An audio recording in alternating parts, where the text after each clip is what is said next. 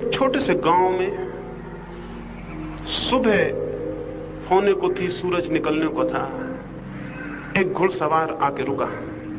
गांव के बाहर ही, गांव की दीवार के बाहर ही एक बूढ़ा आदमी बैठा हुआ था। उस घुड़सवार ने उस बूढ़े आदमी से पूछा, मैं इस गांव में रहने का निर्णय करके आया हूं, पुराना गांव मैंने बदल लिया, मैं इस गांव में रहना चाहता हूं, क्या आप बता सकेंगे कि इस गांव के लोग कैसे हैं? उस बूढ़े आदमी ने बड़ी समझदारी की बात पूछी। उसने कहा, इसके पहले कि मैं बताऊं कि इस गांव के लोग कैसे हैं, मैं तुमसे ये पूछना चाहूंगा कि जिस गांव को तुम छोड़ के आ रहे हो उस गांव के लोग कैसे थे? उस आदमी ने कहा, ऐसे पूछने से क्या प्रयोजन? उस बूढ़े ने कहा, उसके बिना उत्तर देना असंभव है। मुझे बताओ, जिस गांव को तुम छोड़ के आते हो उस गांव के लोग कैसे थे? उस व्यक्ति ने कहा, उनका नाम भी, उनकी स्मृति भी मेरे हृदय को घृणा से भर देती। उस गांव के लोग बहुत दुष्ट थे, बहुत बुरे थे। उन्होंने ही मुझे इतना अशांत और पीड़ित किया कि उनके कारण मुझे उस गांव को छोड़ के आना पड़ा है। उस गांव के लोगों का नाम न ले, उनका नाम आते ही मेरे हृदय में घृणा भर आती।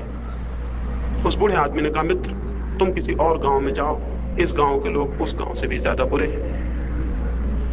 ये गांव तुम्हें ठीक नहीं हो सकेगा।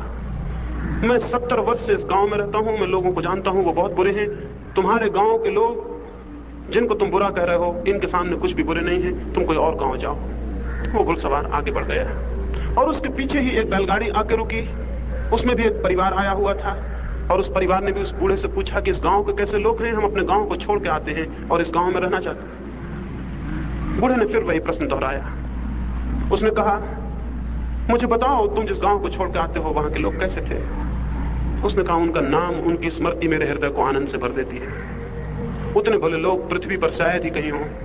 मेरा चित्त दुखी है और मेरे आंसू अभी गीले हैं, उनको छोड़ के आना पड़ा है, इससे मेरे प्राण बहुत बहुत दुखी। तो उस बूढ़े ने कहा, आओ, हम तुम्हारा स्वागत करते हैं इस गांव के लोगों को, तुम उस गांव के लोगों से बेहतर पाओगे। 70 वर्ष का मेरा अनुभव है, इतने अच्छे आदमी और कहीं भी नहीं। ये छोटी सी कहानी आपसे कहना चाहता हूं। वही गांव था, लेकिन उन दो अलग अलग लोगों को उस बूढ़े ने अलग अलग उत्तर दिए। इस बात पर निर्भर करता है कि गांव कैसा होगा, इस बात पर निर्भर करता है कि मैं कैसा हूं। अगर मैं अशांत हूं तो ये मत सोचना कि ये जीवन में सब तरफ बुरे लोग हैं, बुरी परिस्थितियां हैं, इसलिए अशांति है। अशांति का बुनियादी कारण मनुष्य के खुद के भीतर होता है, उसके व्यक्तित्व में होता है। इसी जमीन पर, इसी तरह की परिस्थितियों में वे लोग भी हैं जो बहुत आनंदित हैं। महावीर, बुद्ध, कृष्ण और क्राइस्ट भी हमारे बीच पैदा होते हैं और उनके जीवन में अपूर्व आनंद है। यही परिस्थितियां हैं, यही पृथ्वी है, यही आकाश है, यही चांतारे हैं, यही लोग हैं।